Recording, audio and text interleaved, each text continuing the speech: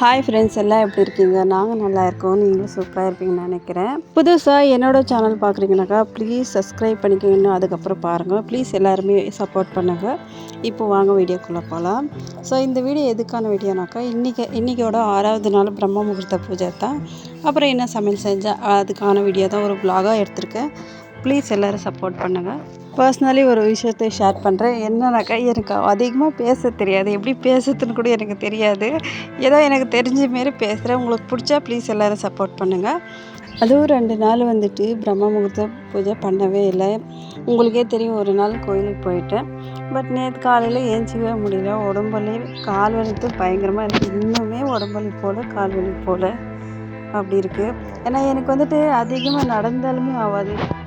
நான் கொஞ்சம் தூரம் நடந்தாலுமே உட்காந்துருவேன் கால் வலிக்கு. ஆனால் அது கோயிலுனால நம்ம போய் தானே ஆகணும் குளிக்க அப்படின்ட்டு குளிக்கிறதுக்கே 1 மணி நேரத்துக்கு மேலே நடந்திருக்கேன் கோயிலில்.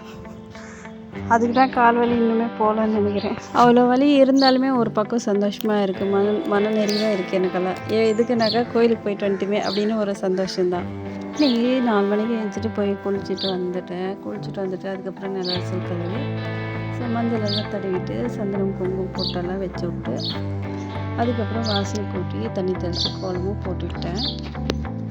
உள்ளே வந்துட்டு சாமிக்கிட்ட மட்டும் ஒரு கோலம் போட்டு விட்டேன். ஏன்னா கேஸ் ஸ்டவ் மேலே போகிறதுக்கு நேரம் இல்லை. சரி, அதுக்கப்புறம் போட்டுக்கலாம் சாமிகளுக்கு ஏற்றி வச்சு அப்படின்ட்டு இங்கே மட்டும் வச்சுட்டு அதுக்கப்புறம் பூவெல்லாம் வச்சு விட்டேன் சாமிக்கு.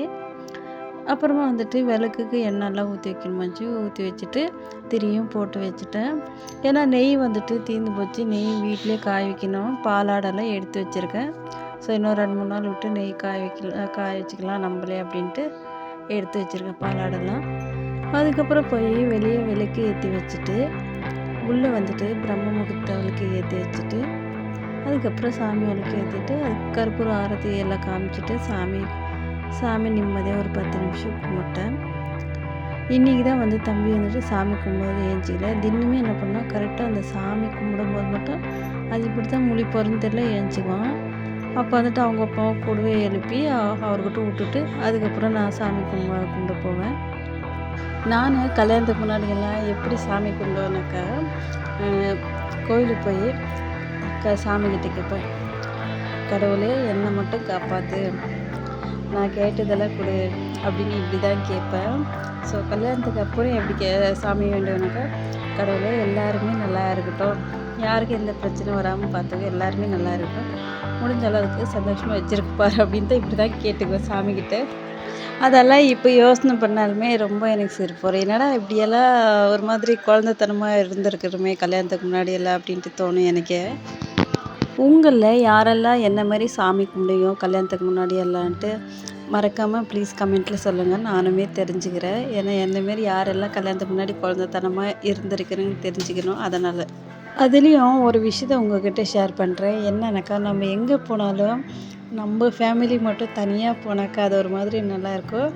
மற்றவங்கள கூட சேர்ந்து போனோம்னு வச்சுக்கோங்க, மொக்க வாங்குறது தப்பே தப்பாது எனக்கெல்லாம். எப்படின்னா, இப்போ நம்ம கோயிலுக்கு போயிட்டு வந்ததுலேயே பார்த்துட்டேன். எங்கள் வீட்டுக்காருக்கு தம்பி இருக்காருல்ல, அவர் தம்பினா சொந்த தம்பியில் சித்தி வீட்டு பையன்தான். எவ்வளோ தூரம் அப்பா அவர் கூட போயிட்டு என்னால் ஏன்டாப்பா இவங்கள கூடலாம் கோயிலுக்கு வந்தால் நம்ம தனியாக வந்ததாக கூட ஆயிருந்துருக்குமே அப்படின்னு தோணுச்சு. ஏன்னா எங்கேயுமே நிற்க மாட்டார், எதையுமே வாங்க விட மாட்டார். அது வாங்கக்கூடாது இது வாங்கக்கூடாது அப்படின்னு சொல்லுவார். அது எனக்கு பிடிக்காது. மெயினாக நம்ம கோயிலுக்கு போனோம்னாக்கா, எந்த கோயிலுக்கு போனாலும் அந்த கோயிலோட ஞாபகத்துக்கு ஒரு ஃபோட்டோ, மெயினாக நான் ஒரு ஃபோட்டோ தான் வாங்குவேன். மற்றபடி நான் தின்றது கூட எதுவும் வாங்க மாட்டேன். எனக்குமே எதுவுமே வழியில் இது மாதிரி எதுவுமே வாங்க மாட்டேன். எங்கே போனாலுமே இந்த சாமி ஃபோட்டோ மட்டும்தான் வாங்கணுன்ட்டு ஆசை. அதையே இந்த தடவை வாங்க விடல. ஒரே ஒரு டைமுக்கு எனக்கு போர் அடிச்சு போச்சு. இதுக்கப்புறம் இவங்கள கூட எங்கேயுமே வரக்கூடாது, வந்தால் நம்ம தனியாக வரணும். தனியாக வந்தோன்னா நம்ம இஷ்டப்படியே நம்மளுக்கு என்ன தோணுதோ அது பண்ணலாம். நம்ம ஏதாவது வாங்கணும்னு தோணுச்சுன்னா வாங்கிட்டு வரலாம் வீட்டுக்கு. இந்த வாட்டி நாங்கள் கோயிலுக்கு போய்ட்டு எதையுமே வாங்கலை. அப்படியே வெறும் கையோட கோயிலுக்கு போய்ட்டு அப்படியே வந்துட்டோம். எனக்கெல்லாம் செம்ம கடுப்பாயிடுச்சு. எதுக்கப்பா கோயிலுக்கு வந்தோமோன்ட்டு. இருந்தாலும் ஏதோ ஒரு பக்கம் மனசுக்கு நிம்மதியாச்சு. சாமியாவது பார்த்துமே அதுவே நம்மளுக்கு போதும் அப்படின்ட்டு. ஏன்னா வீட்டில் குழந்தைங்கள்லாம் இருக்கா, ஏதோ கோயிலுக்கு போயிட்டு வந்திருக்காங்க, பிரசாதம் கூட வாங்காமல் வந்தோம்னாக்கா ஒரு மாதிரி நினைக்க மாட்டாங்க. அப்படி தான் எங்களை பார்த்து நினச்சாங்க, எங்கேப்பா எல்லாமே வாங்கிட்டு வந்திருப்பாங்க நம்மளுக்கு கொடுக்கலையோ அப்படின்ட்டு நினச்சிக்குவாங்கன்ட்டு பயத்திலே இருந்தேன். எங்கள் சின்ன மாமியாரும் அவ்வளோதான், எதுவுமே வாங்க மாட்டாங்க. எந்த கோயிலுக்கு போனோம்னா கூட அப்படியே கோயிலுக்கு போய்ட்டு சாமி கும்பிட்டு அப்படியே வந்துடுவாங்க, எதையுமே வாங்க மாட்டாங்க. சாமியெல்லாம் கும்பிட்டுட்டு கிச்சனுக்கு தாங்க என்ட்ரி கொடுத்தேன். காலையில் நம்மளோட வேலை என்ன, அவர் குழந்தை ஏஞ்சிக்கிட்டாங்களுக்கு சமைக்கிற வேலை. சமைச்சு முடிச்சுட்டு அவன் ஏஞ்சிக்கிட்டாங்களுக்கு இல்லைனாக்கா ஒரே ராவடி பண்ணுவான், அவனை தூக்கி வச்சுக்கிட்டே இருக்கணும். அதுலேயே காலையில் டைமு தண்ணியும் விடுவாங்க, அவனையும் பார்க்கணும், எல்லா வேலையும் பார்த்துக்கணும்ல. இருக்கிற கோவத்தில் என் மேலே நானே என்னை திட்டிக்குவேன். உனக்கெல்லாம் இது தேவையா, நீ பாட்டுன்னு தனியாக தானே இருந்த, அப்படியே இருந்தால் உன்னோட லைஃப் நல்லா இருந்திருக்குமே, எதுக்கு கல்யாணம் பண்ணேன் அப்படின்ட்டு என்ன நானே திட்டிக்குவேன். மனசுக்குள்ளே என்ன நானே திட்டிட்டு நான் பாட்டுன்னு வேலை செஞ்சுன்னு இருப்பேன். உலகத்தில் என்னை மாரி நிறைய பேர் லூசு சுற்றிட்டு இருக்கும். ஏன்னா நான் சொல்லிக்கிறேன் எப்படி நான் இருந்தேன், எப்படி நான் போகிறேன்ட்டு. ஆனால் சில பேர் சொல்லிக்க மாட்டாங்க, சொன்னால் ஏதாவது நினைப்பாங்களோ அப்படின்ட்டு. நம்மளுக்கு அதெல்லாம் கிடையாது. யார் என்ன நினச்சாலும் பரவாயில்ல, நான் என்ன நினைக்கிறேனோ அதை சொல்லுவேன் அப்படின்ட்டு ஒரு மைண்ட் செட் பண்ணிட்டேன் நான் என்னோடய மைண்டுக்குள்ளே. கிச்சனுக்குள்ளே போயிட்டு ஃபஸ்ட்டு என்ன பண்ணாக்கா, ஸ்டவ் மேலே கோலம் போட்டு சந்தனமும் குங்குமம் எல்லாம் போட்டு வச்சு விட்டேன். எனக்கு இந்த கோலம் போடுறதுனே செம்ம கடுப்பாதிப்பு. இப்போது என்னென்னாக்கா அந்த கரெக்டாக அந்த பூஜை டைமுக்கு நேரமாகிடுதா, எந்த கோலமே ஞாபகமே வரப்பட்டு நானும் பார்த்துட்டேன். சுத்தமாக மறந்து போகுது. சும்மா இருக்கிற டைமில் கோலம் 4 நாள் கோலமெல்லாம் ஞாபகம் வருது, எப்படி போடுறதுன்னு. கரெக்டாக பூஜை டைமுக்கு எந்த கோலமே ஞாபகமே இருக்கிறதில்ல. கோலம் போட்டு விட்டாச்சு. அதுக்கப்புறம் என்ன பண்ணால், நான் எப்போவுமே காலையில் ஏஞ்சதுமே எவ்வளோ நேரத்துக்கு ஏஞ்சாலும் அரிசி மட்டும் தண்ணியில் போட்டுருவேன். இன்றைக்கி நான் மறந்துட்டேன். பூஜைலாம் முடிஞ்சதுக்கப்புறம் தான் அரிசி தண்ணியிலே போட்டேன். கையோட குக்கரில் போட்டு கழுவி தண்ணி ஊற்றி ரெடியாக வச்சுட்டேனாக்கா, குழம்பு ஏதாவது செஞ்சு வச்சுட்டு அதுக்கப்புறம் நான் சாப்பாடு வச்சுக்குவேன். இப்போல்லாம் வந்துட்டு நான் எப்படி பண்ணுறேன்னாக்கா, இது பிரம்ம முகூர்த்த பூஜை ஆரம்பித்ததுக்கப்புறம் 8-7 மணிக்கெல்லாம் வேலை எல்லாமே முடிஞ்சிடும். தண்ணி பிடிச்சிட்டோனாக்கா கடைசி வேலை 6:30 மணிக்கு தண்ணி விட்றான், 7 மணிக்கு தண்ணி நிப்பாட்டிடுறான். 7 மணி வரைக்கும் ஃபுல் எல்லா வேலையுமே முடிச்சிடுவேன். துணி துவைக்கிறதுலேருந்து, வீடு கூட்டுறதுலேருந்து, பாத்திரம் கழுவுறதுலேருந்து எல்லா வேலையுமே செஞ்சிடுவேன். செஞ்சு முடிச்சதுக்கப்புறம் எப்படி தம்பி எழுந்திக்குவான்ல, அவனை பார்த்துக்கிறதுக்கே நேரம் சரியாக இருக்கும். இப்போ வந்துட்டு நடக்க ஆரம்பிக்கிறேன்னா, ஏஞ்சி நின்னானாக்கா வீந்துருவான். அதுக்கே அவன் பின்னாடியே இருக்கணும், எந்த வேலையும் செய்ய முடியறதில்ல. அதனால் அவன் ஏஞ்சதுக்கு முன்னாடி எல்லா வேலையும் செஞ்சு முடிச்சிட்டுனா அதுக்கப்புறம் வெறும் அவனை பார்த்துக்கிறது, சாப்பாடு ஊட்டுறது அவனுக்கு, இது மட்டும்தான் வச்சுக்குவேன். அதுலேயும் இப்போ மித்துக்குட்டியெல்லாம் பால்வாடிக்கு அனுப்புகிறதே இல்லை. ஏன்னா அங்கே அனுப்புனா தான் அவனுக்கு காய்ச்சல், வாரத்தில் எப்படி 2 வாட்டி காய்ச்சல் வருதா, பால்வாடிக்கு போனால் மட்டும்தான் அப்படி ஆகுது. சரி, அதனால் அனுப்பாமல் வீட்டிலே வச்சு பார்த்துக்கலாமேன்ட்டு வீட்டில் நானே பார்த்துக்கிறேன். இது ஒரு வருஷம் மித்துக்குட்டி வீட்டில் இருப்பான். அதுக்கப்புறம் ஸ்கூலுக்கு சேர்த்து விட்டுறோம் அடுத்த வருஷம் எல்லாம். ஒரு குழந்தைய இருந்தால் ஈஸியாக சமாளிச்சிக்கலாம், 2 பேர் சமாளிக்கிறது என்னால் முடியல. எப்படா மித்துக்குட்டியை பள்ளிக்கூடம் சேர்ப்போம் அப்படின்னு நினைக்கிறேன் நான். அப்புறம் பாத்திரமெல்லாம் நைட்டே நான் கழுவி வச்சுருந்தேன், அதுதான் எடுத்து எல்லாமே வச்சுக்கிட்டு இருந்தேன். இப்போல்லாம் வந்துட்டு நான் நைட்டு ஆல்மோஸ்ட் எல்லா வேலையும் க்ளீனிங் வேலை முடிச்சுட்டு தான் நான் தூங்குவேன். காலையில் என்ன பூஜை வந்துட்டு வெறும் பூஜை மட்டும்தானே பண்ண முடியும், வீடெல்லாம் கூட்டக்கூடாது, பாத்திரம் கழுவாமல் இருக்கக்கூடாதுன்னுவாங்க. அதனால் எல்லா வேலையும் செஞ்சு வச்சுட்டு எவ்வளோ லேட்டானாலும் அதுக்கப்புறம் தூங்குவேன். அதுலேயும் ஒரு சில பேர் வீடியோவில் சொல்கிறாங்க என்னன்னாக்கா, அது பிரம்ம முகூர்த்த பூஜை எடுத்து வழிபடுறவங்க நைட்டே ஆல்மோஸ்ட் க்ளீனிங் வேலை என்ன இருந்தாலும் செஞ்சுட்டு அதுக்கப்புறம் இது பண்ணுங்க அப்படின்ட்டு. ஏன்னா அதுதான் நல்லது, நானும் அதை தான் ஃபாலோ பண்ணுறேன். அதுக்கப்புறம் கீரை வாங்கிட்டு வந்து, திங்கக்கிழமை கீரை வாங்கிட்டு வந்து வச்சுங்க. சரி நைட்டுக்கு வறுத்துக்கலான்ட்டு. ஆனால் திங்கக்கிழமை வாங்கிட்டு வந்து வச்சுது சனிக்கிழமை. இன்றைக்கி சனிக்கிழமையா, இன்றைக்கி தாங்க கீரை எடுத்து பார்க்குறேன். ஆனால் ஃப்ரெஷ்ஷாக தான் இருந்துச்சு. சரி ஏன் வேஸ்ட் பண்ணுவானேன்ட்டு எடுத்துகிட்டு வந்து கட் பண்ணி வறுக்கலான்ட்டு ரெடி பண்ணிட்டு இருந்தேன் எல்லாமே. கீரை பொரியல் வந்துட்டு ஒவ்வொருத்தரும் ஒவ்வொரு டிஃப்ரெண்ட்டாக செய்கிறாங்க. பட் நான் எப்படி செய்வேனாக்கா, எண்ணெய், கடுகு, வெங்காயம், கருவேப்பிலை போட்டு நல்லா ஃப்ரை ஆனதுக்கப்புறம் கீரை போட்டு கொஞ்சம் ஃப்ரை ஆனதுக்கப்புறம் உப்பு போட்டு கொஞ்சம் 1 டம்ளர் தண்ணி ஊற்றி வெந்ததுக்கப்புறம் தேங்காய் பூ போட்டு இறக்கிடுவேன்.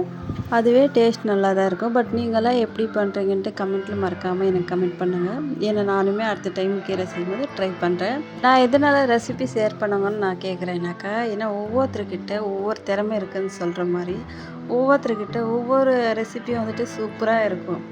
எப்படியா கொஞ்சம் சமைக்க தெரியாதவங்கக்கிட்ட கூட ஒரு ரெசிபி நல்லா இருக்கும். அதனால் யார் ரெசிபி சொன்னாலும் நான் கேட்டு அதை மறுபடியும் ட்ரை பண்ணுவேன். அதனால தான் உங்கள்கிட்ட கேட்குறேன்.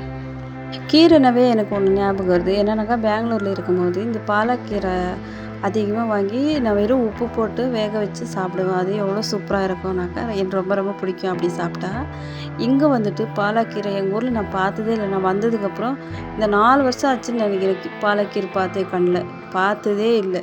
அதுலேயும் இந்த 3 மணி இந்த 4 மணிக்கு ஏஞ்சிக்கிற நேரத்தில் எப்படின்னாக்கா ரொம்ப இருட்டாக இருக்கும். நானும் விடியோன்னு பார்த்தா பூஜை பண்ணியாகவும் வீட்டில் உள்ளே இருக்கிற வேலையெல்லாம் செஞ்சாலுமே அப்படியே இருட்டு கட்டின மாதிரியே இருக்குது. எனக்கு அப்படி இருந்தால் எவ்வளோ பயனாக்கா நான் குளிக்கும் போகும்போது கூட ரொம்பவே பயந்துட்டு தான் போவேன். இருந்தாலுமே பண்ணி ஆகணும். ஒரு விஷயத்தை கையில் எடுத்திருக்கோம். அது பரிபூர்ணமாக முடிக்கணுன்றதுக்காகத்தான் நான் இதெல்லாம் செஞ்சுட்டு இருக்கேன். அதுக்கப்புறம் உள்ளே வந்துட்டு கவுண்டர் டாப்பெல்லாம் துடைச்சி விட்டு அதுக்கப்புறம் வீடெல்லாம் சமையல் ரூம் மட்டும்தான் கூட்டி அலனேன். ஏன்னா பூஜை முடித்து கொஞ்சம் நேரத்துக்கெல்லாம் வீடு கூட்டக்கூடாதுன்னுவாங்கள்ல. அதனால் நான் எப்பயுமே 12 மணிக்கு மேலே தான் வீடியே கூட்டுவேன் அப்படி சொல்கிறதுனால. அப்படியே நீங்கள் ஒரு விஷயத்த நினைக்காதீங்க, யார் என்ன சொன்னாலும் கேட்பீங்களான்ட்டு. ஆமாம், கண்டிப்பாக நான் கேட்பேன். அது எப்படின்னாக்கா எனக்கு எது தேவையோ அதை மட்டும்தான் கேட்டுக்குவேன். எனக்கு எது தேவையில்லையோ அதை நான் கண்டுக்கவே மாட்டேன். இந்த காதில் வாங்கி இந்த காதில் விட்டுட்டு போயிட்டே இருப்பேன். ஏன்னா நீங்களும் அப்படியே இருங்க, அது நம்மளுக்கு ரொம்ப நல்லது. அவங்கவுங்களுக்கு அப்படி இருந்தோம்னாக்கா கண்டிப்பாக நம்மளுக்கு நல்லது. கீரை பொரியலும் ரெடி ஆயாச்சு. அதுக்கப்புறம் கொஞ்சம் டீ வச்சுக்கலான்ட்டு டீ வச்சுட்டு இருந்தேன். ஏன்னா 4 மணிக்கு எழுந்துச்சி தலை குளிக்கிறதுனால தலை பயங்கரமாக வலிக்குது. நான் இந்த பிரம்ம முகூர்த்த பூஜை ஸ்டார்ட் பண்ணதுலேருந்து டெய்லியுமே தலைக்கு ஊற்றுறேன். அதனால் என்னன்னு தெரியல, தலைவலியே கம்மியாக மாட்டேங்குது. அதுக்கப்புறம் போயிட்டு டிவி முன்னாடி சாமி பாட்டு கேட்டுக்கிட்டே டீ குடித்து முடிச்சிட்டேன். அப்புறம் போய் சேரீ மாற்றிட்டு ஒரு பழைய நைட்டி தான் போட்டுட்டு வந்தேன். ஏன்னா சேரீ கட்டினாலுமே எனக்கு வேலை செய்யறதுக்கே அவ்வளோவா இதாகாது. ஆனால் பூஜைக்கு வந்து சேரீ தான் கட்டணும்னு நிறைய பேர் சொல்கிறாங்களே, அதனால் ஒரே ஒரு நாள் மட்டும்தான் ட்ரெஸ்ஸோடு பூஜை பண்ணேன். அன்றைக்கும் ஏதோ ஒரு மாதிரி இருந்துச்சு. சரி, பூஜை முடிகிற வரையுமாவது சேரீலே இருக்கலாமேன்னு தான் சேரீ கட்டுறேன். நைட்டியும் மாற்றிட்டு வந்துட்டேன். அதுக்கப்புறம் போய் ரசம் வைக்கணுமாச்சு. ஏன்னா நான் கீரை பொரியல் செஞ்சு சாப்பாடு மட்டும்தான் செஞ்சு வச்சுருந்தேன். அப்புறம் வந்துட்டு ரசத்துக்கு வெங்காயம், வரமிளகா, கருவேப்பிலை எல்லாமே எடுத்து ரெடி பண்ணி வச்சுட்டு ரசத்துக்கு தாளித்து விட்டுட்டு இருந்தேன். அது என்னன்னு தெரில, என் கையில் ரசம் வச்சாலுமே ரசம் விஷம் மாதிரி இருக்குது. அதான் என்றைக்கோ ஒரு நாள் மட்டும்தான் ரசமே நல்லாயிருக்கு. ஏன்னா ஈஸியான ரெசிபினாக்கா ரசம் மட்டும்தான், அதையே எனக்கு வர மாட்டேங்குது.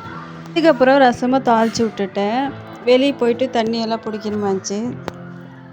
ஏன்னா துணி வேறு துவைக்கணும். தண்ணி நிப்பாட்டுறதாங்களே துணி வேறு துவைக்கணும், அது வேறு. அதனால் வெளியே போயிட்டேன். உள்ள வேலை முடிச்சிச்சு. அப்புறம் வெளியே வேலை செய்கிறதுக்கு போயிட்டேன். துணியையும் துவைச்சிட்டு தண்ணியும் பிடிச்சி வச்சுட்டேன். ஏன்னா துணி வந்துட்டு கம்மியாக தான் இருந்துச்சு. நேற்று நைட்டு தான் துணியெல்லாம் துவைச்சிட்டேன். ஒரு ஜதை மட்டும்தான் இருந்துச்சு, எந்த மட்டும். சரி, அதையும் துவைச்சி போட்டுட்டேன். ஸோ இன்றைக்கான வீடியோ இவ்வளோ தான். ப்ளீஸ் இந்த வீடியோ பிடிச்சா லைக் பண்ணி ஷேர் பண்ணி சப்போர்ட் பண்ணுங்கள். என்னோட சேனலை சப்ஸ்கிரைப் பண்ணிக்க மறக்காமல் எல்லாருமே சப்போர்ட் பண்ணுங்கள் முடிஞ்ச அளவுக்கு. இன்னொரு வீடியோவில் பார்க்கலாம். பாய்.